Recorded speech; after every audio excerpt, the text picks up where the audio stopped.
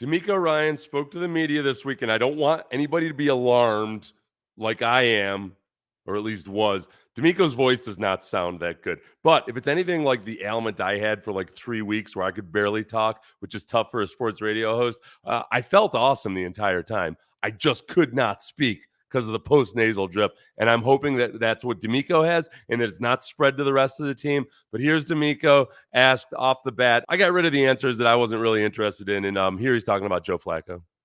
It's a young guy. It's impressive that Joe is still operating at a high level, right? There is no let up in the arm strength, right? The decision making, it's all still elite at a high level. And he has a really good surrounding cast that he's able to get the ball to. They do a really good job of protecting for him, and he's just really smart with the football. So, it is impressive to see a guy as young as he is making plays, but he's the reason why that team is why they're in the position they're in right now, right? Because he has that experience. He's been there before, and I know that those guys believe in him. He has been there before. Like he's going to be 39 next week. He's thrown 13 touchdown passes in 5 games so far for the Browns. He lost that first game to the Rams and then won 4 in a row, and then they sat everybody last week. Thing I hadn't realized about him was just how many games he'd won in the playoffs, 10-5 in the playoffs. And notably for this game, he has 7 road playoff wins, which is tied with Tom Brady for the most in history. Brady could have had more, but they played all their damn games at home. Thank you, AFC East. The thing we saw last week, or we saw in this last meeting, was that, man, he can throw on the move. He can escape pressure. Like, you have to have a disciplined pass rush. The Texans did not have Will Anderson in that game. They had Jonathan Grenard for like 3 plays before he got injured. And it wasn't just the loss of those guys rushing off the edge. I think it was a general breakdown in discipline that allowed Joe Flacco to escape the pocket. And I know people out there that perhaps didn't see the game are saying like, whoa, what big deal? Joe Flacco out of the pocket. He can move, okay? He can move. Let go of your preconceptions and acknowledge that Joe Flacco can move. Next question was about Browns tight end David Njoku, another damn headache.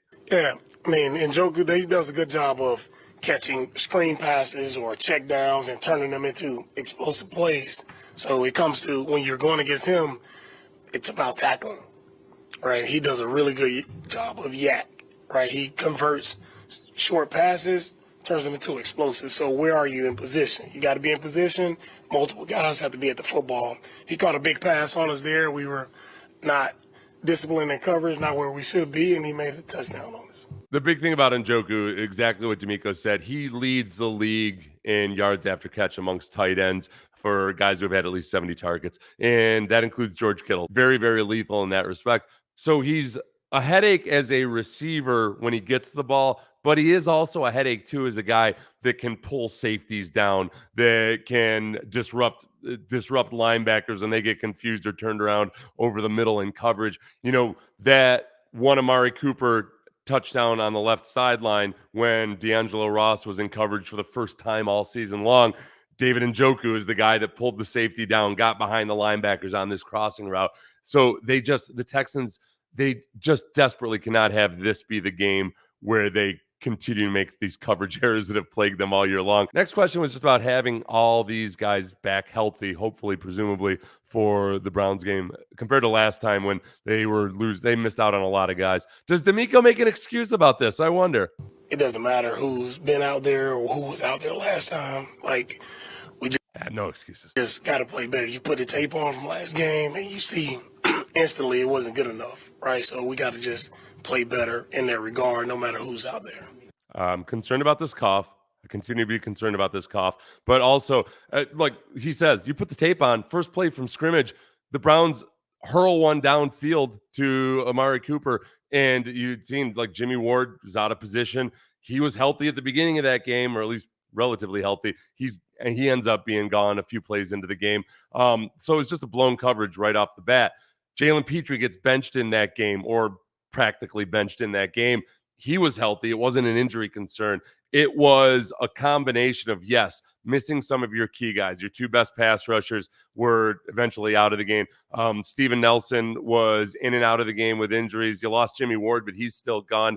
CJ Stroud. Kind of a big deal with CJ Stroud. I know CJ Stroud doesn't play defense, but he can sustain drives, hopefully, and keep the defense from being under so much pressure. It was a combination of a bunch of really bad things, not just the injuries that led to that result, but CJ Stroud and everybody else being healthy could hopefully be a big change, obviously. Next question was on what makes Amari Cooper such a great player. Amari's a great player, made a ton of great catches, unbelievable catches in that game. And when we're in position, we just got to be able to finish and make a play on the ball.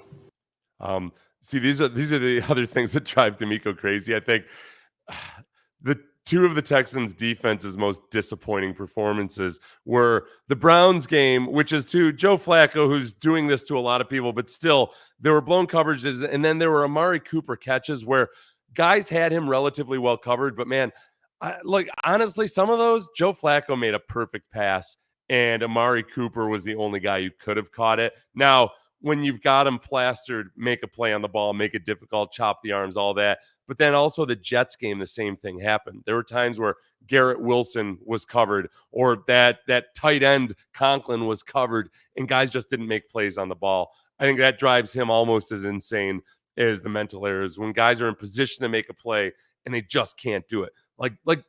And it's hard to watch Derek Stingley because Derek Stingley does that so well. He's got such freakishly good ball skills that he's able to contort himself and make the plays on the ball. Not everybody shares the natural talents and abilities of a Derek Stingley. I happen to be one of them. I can concede that. I'm not the athlete Derek Stingley is anymore. This is how DeMeco feels about the offensive penalties that they've committed. Just got to eliminate the penalties. There you go. So they'll be eliminated. Laramie Tunsil and others will not have any false starts nor substitution errors or false alignment.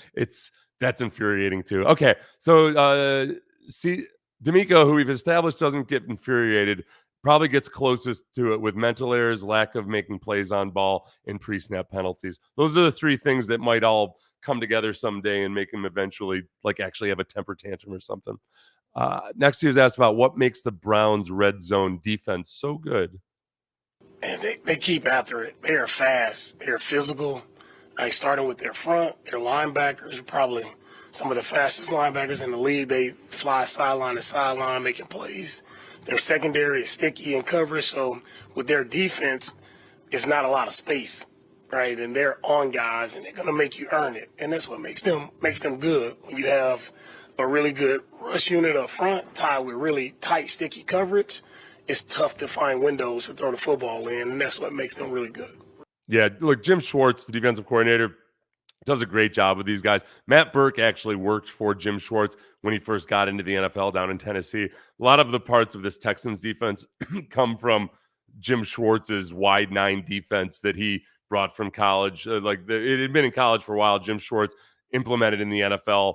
Really, I think was the first guy to do that with a lot of success. Jim Washburn was a defensive line coach there who's just legendary for getting the most out of guys like Jason Babin. Jason Babin ended up being like a sack leader after being a vast disappointment as a first-round pick in Houston because of that Jim Schwartz and Jim Washburn combination and duo. Schwartz is up in Cleveland now. And I think Washburn's up there as a consultant or something. He's getting up there in years. But guys like Okoronkwo, who was here last year, he's up in Cleveland. He's back and healthy this week. Myles Garrett, very, very good. Myles Garrett is good in any system. But Myles Garrett's the big guy to watch because they're going to move him around. And we know that there are weak links on the offensive line. If they can line Myles Garrett up over the interior offensive line, and they're not able to slide or chip or do whatever to protect them, then it gets to be a headache and a problem. So they got to be really dialed into all that.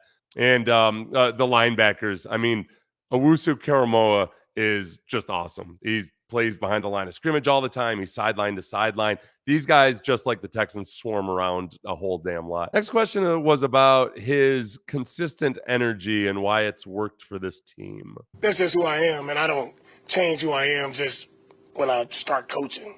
Like, that's who I am, a positive, upbeat, energetic person. Always have that outlook, a positive outlook on life, a positive outlook on everything that we encounter. Like, everything is going to be better, no matter how it looks, no matter how bad your situation may be in life. Like, there's always, the sun is always coming up, right? And that's how I always view it. And I feel like guys want to be around people who are positive, bringing great energy to them. DeMeco could give a pep talk to Eeyore. It's just because it's all real. That's just who he is, and he's not over the top with it. That's how he was as a player, and the consistency of it, I think, is what matters. The thing, it's not like he picked that up by reading a bunch of self-help books or anything. It's like he said, that's who he is. I'll be honest. I don't know how many old school kind of grumpy faced NFL coaches are left, and they all seem to be out of the Parcells tree. I would say like Sean Payton, Bill Belichick, as of the filming of this episode. Mike Vrabel, not currently a head coach, but potentially by the filming of this episode. Like those guys, and Vrabel's more like got an acid wit more than he's like old school grumpy like that. But even if you think about the most grumpy in recent memory who aren't active NFL coaches, Bill O'Brien, like Matt Patricia, Joe Judge, those are all the Parcells Belichick tree. I'm sure I'm missing somebody. I think with DeMeco, I caught it via video. I got the cough. I think with DeMeco, the guy he most reminds me of in terms of being able to really get effort and still instill discipline on your team and everything is Andy Reid. Like people tell you Andy Reid has one of the toughest training camps in the NFL. And you look at him and you think, oh, what? No, he's on those State Farm commercials talking about nuggies and yeah, not that guy. He has high expectations and high standards, and he holds people to them. Like, and that's all it takes. It doesn't take throwing a temper tantrum because you didn't get your little drill run the right way. It takes keep holding guys to high standards. God bless you, DeMeco. On his advice to offensive coordinator Bobby Slowick about interviewing for head coaching roles. Yeah, my advice to Bobby is just be selective. Right, you're going to get one opportunity to do it. You want to make sure you're selective, and you're going to, if you get the opportunity, go to a place that you feel like you can be effective. I like that because I think we can work with that, DeMeco. DeMeco by nature is not somebody who's going to gaslight somebody, but I feel like we could gaslight Bobby Slowick into not taking a job right there where he says, go someplace where you're effective. You can turn that into kind of that's a great starter job. Yeah, that'd be a good place to, make your mistakes and get to know and everything. And then, eventually get a second job. Yeah, sure. Carolina seems like an awesome place. I looked up gaslighting techniques on this, which by the way, it's always written as a cautionary tale, but as you're reading them, you're like, oh God, I wish I had the lack of conscience to pull some of this stuff off. I could rule the world. The guilt trip. You could just say, I thought you were unselfish. Something called love bombing, which is intriguing, this is where he could say, Bobby, I just care about you so much.